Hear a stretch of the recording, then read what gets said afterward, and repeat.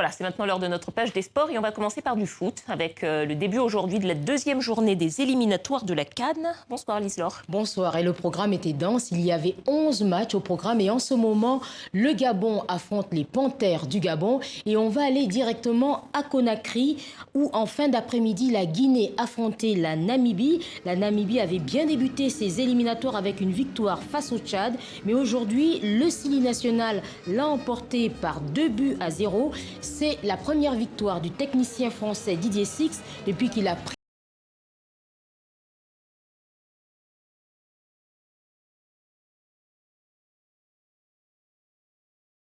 par Abdourahmane Ba.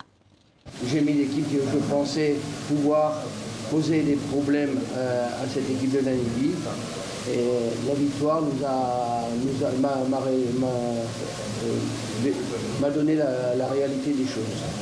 Je savais que la Guinée allait capitaliser sur ce second match. Nous avions la pression, c'était pas facile de jouer dans ces conditions. Malheureusement pour nous, la Guinée a marqué 5 minutes avant la pause. Et nous, on a marqué un but qui a été refusé pour hors-jeu. Ouais, et puis toujours dans le même groupe, N'Djamena, le Tchad enregistre sa deuxième défaite. Oui, ce sera difficile pour les Sao qui espèrent en 2021 à Yaoundé participer à une première Coupe d'Afrique des Nations. Les poulains d'Emmanuel Trégoa ont été dominés à domicile par les Aigles du Mali. Score final 2-0. Début inscrit en première mi-temps par Moussa Djenepo et Kamara Mohamed.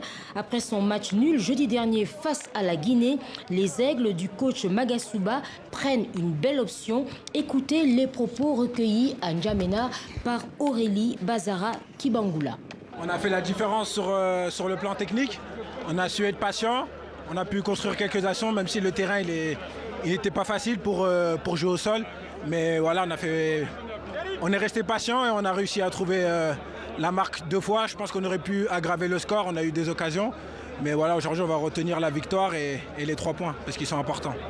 On a exigé à chaque joueur d'élever son niveau d'engagement individuel. Donc les nouveaux exigences individuelles, chacun a pu mettre ça au plus haut niveau. Et finalement, ça nous a permis de faire un collectif qui va dans la gueule du loup, comme on le dit, au charbon, pour se battre ensemble. Et en fait, faire une très bonne gestion de la balle aussi. Je crois que tout ce qu'on a demandé comme principe ont été animés avec beaucoup de dextérité. On joue contre une équipe qui est meilleure que nous, simplement. Voilà, qui a l'habitude, qui fait des compétitions, je vais me répéter, qui a les meilleurs joueurs. Même un match nul, ça aurait été un exploit. Gagner, ça aurait été un miracle. Bon, voilà, donc voilà ce qui nous a manqué. Bon, et cet après-midi, on attendait aussi les performances du Cameroun et on peut dire que les Lions ont rugi dans le pays des 1000 collines. Oui, ils se sont difficilement imposés au Kigali Stadium 1-0. À l'extérieur, 4-1 pour le Sénégal face à l'Eswatini. Victoire 4-2 du Nigeria face au Lesotho. Bon, allez, tous les autres résultats, Burkina, Afrique du Sud, Bénin, Congo, aussi se sont imposés. Congo, Brazza. Oui, exactement. Les étalons ont battu le Soudan par 2-1. Les Bafana l'ont emporté face au Soudan 1-0. Alors tout à l'heure, je parlais du Soudan du Sud. Victoire du Bénin face à la Sierra Leone 1-0. Également de l'Ouganda face au Malawi 2-0. Et du Congo, dont on parlait, qui s'impose face à la Guinée-Bissau 2-0. Merci beaucoup, Lise-Laure. Merci.